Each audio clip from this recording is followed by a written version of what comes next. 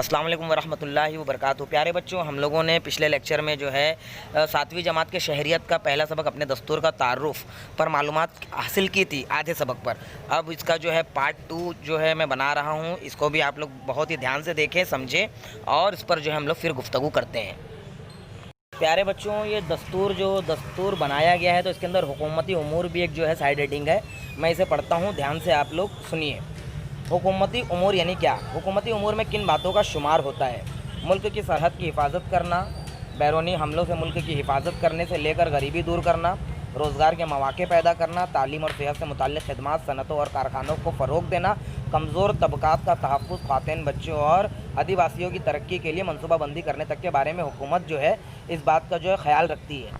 हाँ, तो प्यारे बच्चों, इसे समझ में ये आया कि जो हमारी मुल्क की सरहद पर आप लोग फ़ौजी सेना देखते हो जो देश की हिफाजत करते, कहीं दूसरे मुल्क के लोग जो हमारे मुल्क पर हमला ना कर दे, इसके लिए जो मुल्क की सरहद की हिफाजत के लिए फ़ौजियों को तैनात किया जाता है। आप लोग देखते होंगे मिलिट्री वाले बैरूनी हमलों से जो रोकथाम करने के लिए वो लोग मौजूद होते हैं। गरीबी दूर करना, देश में अगर गरीबी गुर्बत ज़्यादा हो तो देश तरक्की नहीं कर पाता। इसके लिए जो है गवर्नमेंट जो है इसके लिए स्कीमें बनाती है, कई योजनाएँ बनाती है जिससे गरीबों को इमदाद और फंड और रुपये मिलते हैं।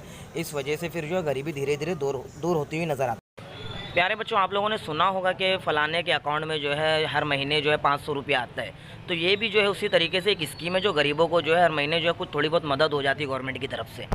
देश में जो है ज़्यादातर लोग जो है सेहतमंद रहे, बच्चों को जो है माकूल ग़िज़ा मिले, उनकी तालीम अच्छी हो, सेहत अच्छी हो, उसके लिए जो है म्यूनसिपलिटी स्कूल खोले जाते हैं, जगह जगह दवाखाने खोले जाते हैं। म्यूनसिपलिटी स्कूलों में जो है बच्चों को आप लोगों ने देखा होगा कि खिचड़ी, अंडा और दूध वगैरह का एहतमाम किया जाता है गवर्नमेंट की तरफ से। उसके अलावा जो म्यूनसिपलिटी दवाखाने होते हैं उसमें 5 रुपये की पौती फटाकर कई हज़ारों रुपये की दवाएँ जो है दे दी जाती है मुफ्त में। ये जो है इस तरीके से जो है गवर्नमेंट काम कर रही है। सनतों और कारखानों को फ़रोग़ दिए जाते हैं। सनतों कारखानों को फ़रोग़ देने से क्या होता है, ताकि लोग रोज़गार हो जाते हैं। रोज़गार होने की वजह से जो है वो अगर उनके पास पैसे होंगे तो तालीम हासिल करेंगे, इस तरीके से अपने सेहत, इलाज वगैरह सब कर सकेंगे।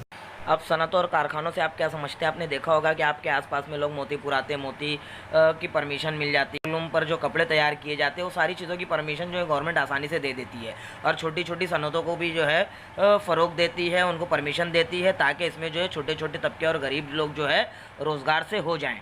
साथ ही प्यारे बच्चों, आप लोगों ने ये भी देखा होगा कि आपके भिवंडी, कालेर और पुरना साइड में देखो आज कितने ही लॉकडाउन का मामला हुआ, लेकिन सब कंपनी में जा के अपना पेट पाल रहे हैं, रोज़गार हासिल कर रहे हैं। फिर कमज़ोर तबक़ात का तहफ़्फ़ुज़ करना, जो भी जो है निचली जात के लोग हैं तो उनको जो है तरह तरह की सहूलियात दी जाती है। आदिवासी लोगों के लिए अलग जो है मंसूबे बनाए जाते हैं। इन तमाम बातों का ख्याल रखा जाता है। साथ ही जो देश में जो कानून बनाए गए हैं तो उस पर जो है बराबर से अमल हो रहा है, नहीं हो रहा है, इस बात का ख्याल रखने के लिए मौके मौके से जो है तो उसके अंदर जो समाज में तब्दीलियाँ लाई जाती है। मतलब ये कि खलाई तहक़ीक़ से लेकर जो है साफ़ सफाई तक के मुल्क की इन तमाम बातों का जो है फ़ैसला लेते हुए जो है हुकूमती कामकाज जो है किया जाता है।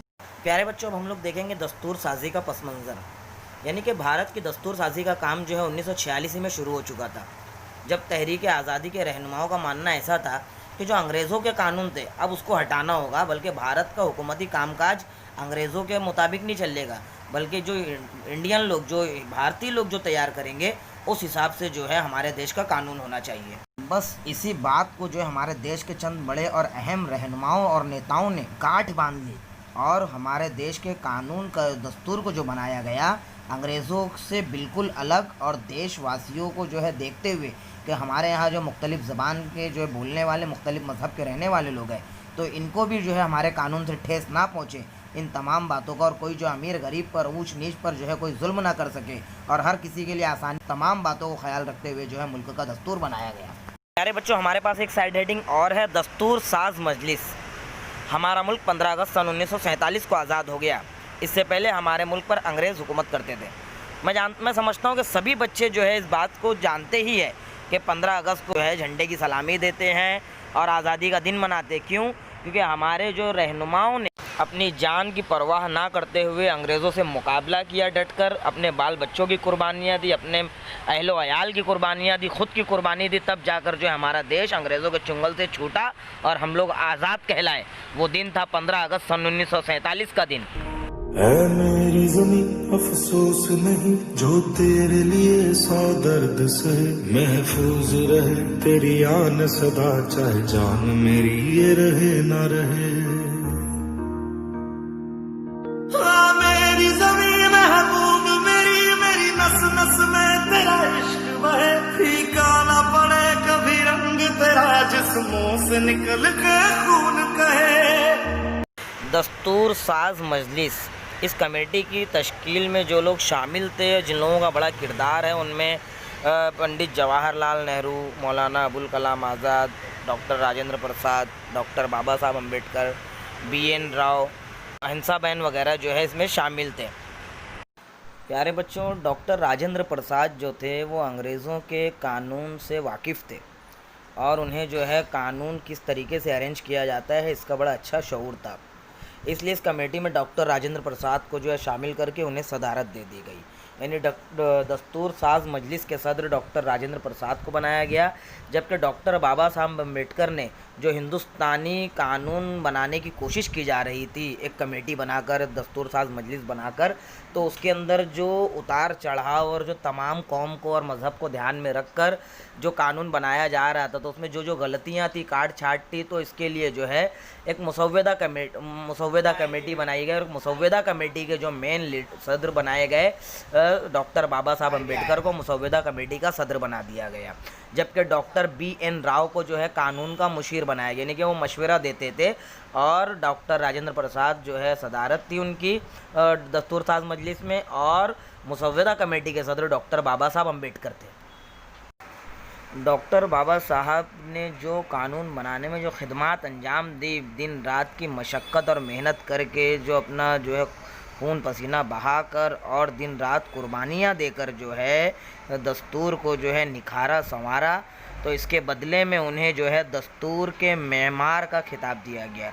क्या खिताब दिया गया? दस्तूर का मेमार कहा गया। किसे कहा गया? डॉक्टर बाबा साहब अम्बेडकर को, जो मुसव्वदा कमेटी के सदर भी थे।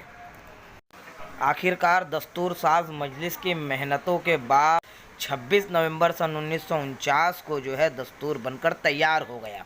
दस्तूर कब बनकर तैयार हो गया? 26 नवंबर सन 1949 को दस्तूर बनकर तैयार हो गया और नाफिज कर दिया गया।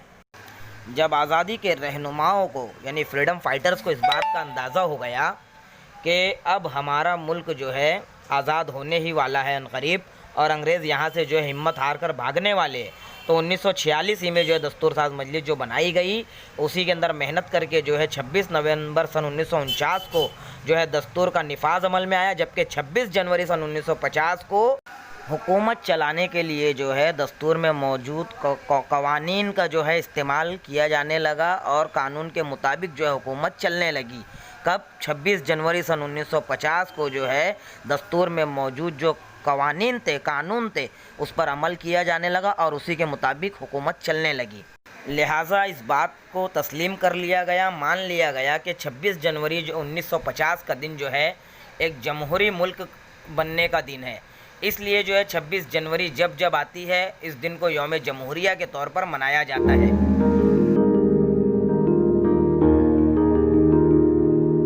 ऐ मेरी ज़मीं अफसोस नहीं, जो तेरे लिए 100 दर्द सहे, महफूज रहे तेरी आन सदा, चाहे जान मेरी ये रहे ना रहे। मेरी ज़मीं महबूब मेरी, मेरी नस नस में तेरा इश्क बहे, फीका ना पड़े कभी रंग तेरा, जिस्मों से निकल के खून कहे।